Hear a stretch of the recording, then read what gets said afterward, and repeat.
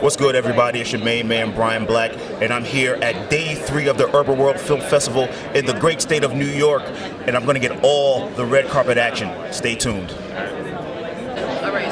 What's good, everybody? It's Brian Black here, and I'm here with Carlos De Jesus. He is in the film Mr. Soul that is debuting here at the UrbanWorld Film Festival. Thank you for joining me again, sir. Okay. Can you tell us a little bit about the film, Mr. Soul? You have to see this. You have to see the film. It's celebrating one of the most important producers in the black culture, both in the arts and in politics. Yeah, and that's why for 5 years he did this on Channel 13. He's the only one who gave our performers, painters, all politics, all the people involved in black culture, gave them the respect to give them a whole 1 hour show as opposed to little sound bites. Now that being said, what advice would you have yourself as an artist, being that you just talked about the film? What advice would you have for other up-and-coming artists, whether they're writers, actors, entertainers, trying to achieve their dreams? I'm saying you're always in the process of achieving your dreams, and if you stay with it, you will be where you are meant to be. So it's a question of just staying with it. If it's really who you are, then by the way, it's not even a question. If it's who you are, it's not even a question of whether you're going to stay with it or not stay with it. That is you. It's that passion. That is you. Yeah. I mean, you can always be doing other odds and ends jobs in order to stay, in order to remain faithful to who you are. Right. But you will always be who you are and where you are meant to be. Even if it's so, yeah. All right. Well, thank you very much, Carlos. We appreciate it. All right. Brian Black for the next come up. What's up? Next come up is your main man, Brian Black, and I'm here with Anu Son. Right? I got that. Yes, sir. I got that right, baby. So, Anu, tell us why you're here at the UrbanWorld Film Festival. Well, I'm here to see the showing of Mr. Soul music. I actually was fortunate enough to work on the score of with my production brother, Robert Glasper, and just to see the film. Anytime you cannot see this movie enough. It's amazing. Melissa really did a great job on pulling this together. Now, you being that you are in the music industry and you do music for doing film scores, is that something that you've always wanted to do in terms of being an entertainer, or is it just part of? It came with the evolution of my career. I started off just as a drummer.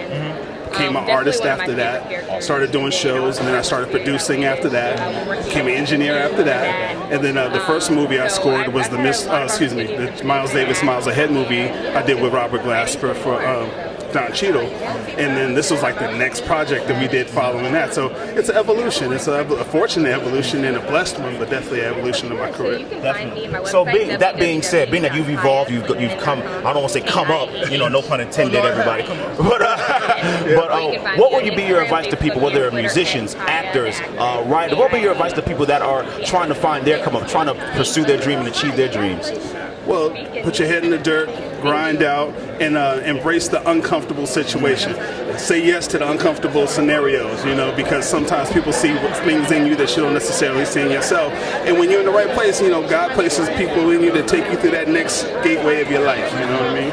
And that's just what has happened throughout my career. I dig it. All right. Our new son, ladies and gentlemen.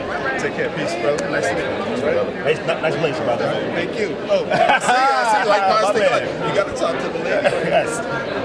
I'm standing here on the red carpet of the UrbanWorld Film Festival with the lovely Melissa Hazlett. Wait, I got to finish it. Director, writer, producer of Mr. Soul.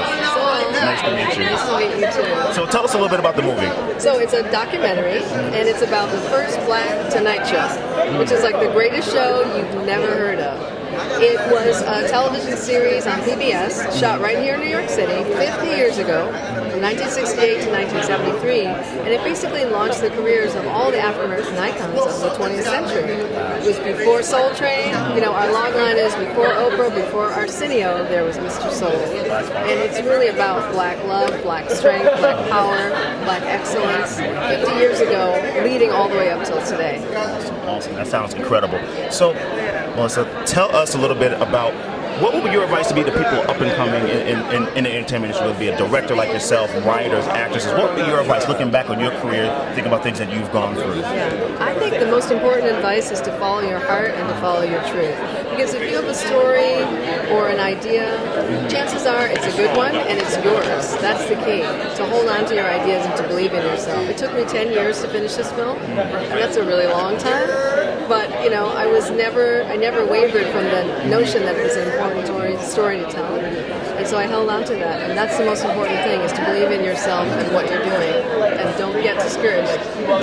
That's first of all, congratulations. Thank you. Thank you very much for joining me. So nice to meet you. I love it. Melissa has it. Thank you.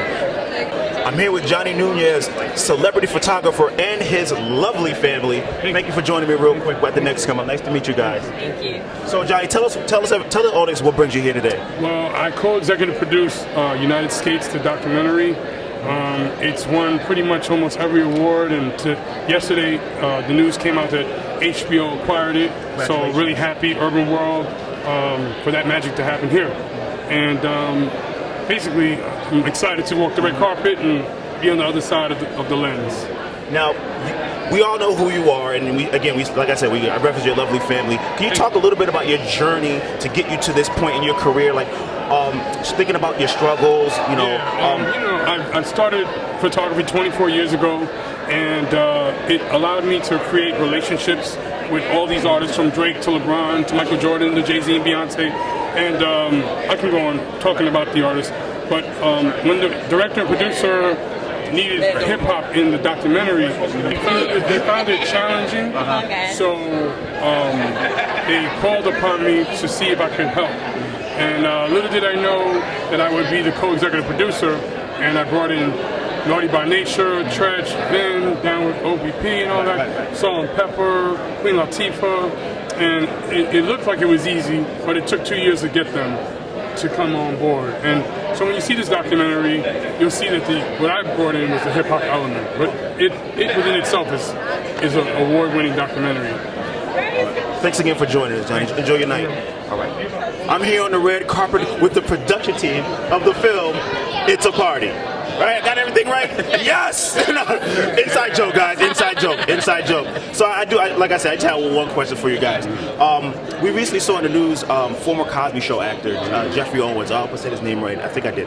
How people ran up on him, and he was at Target working an odd job. So being that you guys are entertainment professionals, maybe the checks don't always come in all the time. At least they did in the past for some of us, right? What checks? What are you talking about? Well, there's that. What money? Just talk a little bit about some odd jobs that you guys have had to hold down the fort for a little bit, that may take us a little bit by surprise. I go through a whole list. I've waited tables. I've worked in movie theaters. I've driven for Uber. I was one of those guys that stay in Times Square and say, hey, you like comedy? I'll sell you a comedy ticket. I used to be that guy. I used to sell health insurance, life insurance. I can keep going down the list. It's just a lot, man. And I don't like the idea that we live in a culture that will make fun of what artists will do to get to that, until they get to that next job. Because that's the life of our artists. Most actors out there aren't making like blockbuster wages. We're living from paycheck to paycheck, and we got to do what we got to do. So, what about you? Same. Yeah, I was working in the service industry, restaurants and stuff. I guess one of the odd jobs is like one of those paid audience gigs where you go and you sit in the audience and you smile and clap and do the whole thing.